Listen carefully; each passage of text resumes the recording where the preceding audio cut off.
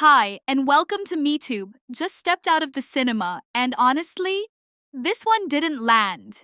David Corn Sweat simply doesn't have the gravitas for the role. I felt no emotional connection to his version of Superman. He came across with a cocky, overconfident attitude, almost like he believed he had already made it without earning it. Superman, disappointingly, felt like a side character in his own movie. There was zero chemistry between David Corenswet and Rachel Brosnahan. Their interactions were flat and uninspired. The storyline itself was all over the place, unfocused and weak, making it difficult to stay invested. The soundtrack, typically a major pillar of any Superman film, was forgettable at best. On the brighter side, Nicholas Hoult as Lex Luthor was a standout. 5 stars. He completely stole the show every time he was on screen.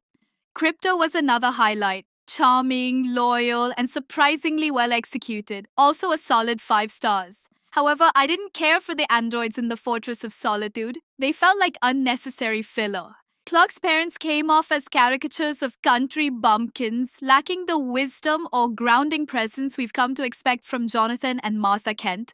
The Justice Gang felt tacked on, especially Green Lantern and Hawkgirl. Their presence was disjointed and added little to the overall story. The film was also too heavy on light banter. It felt more like a Marvel movie than a DC one. The scene with Superman and the engineer felt like a copy paste of Hulk tossing Loki in The Avengers.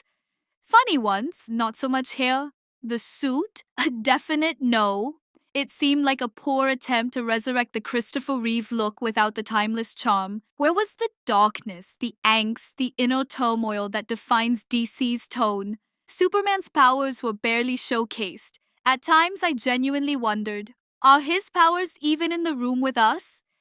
Most importantly, I didn't empathize with a single character, except Lex Luthor.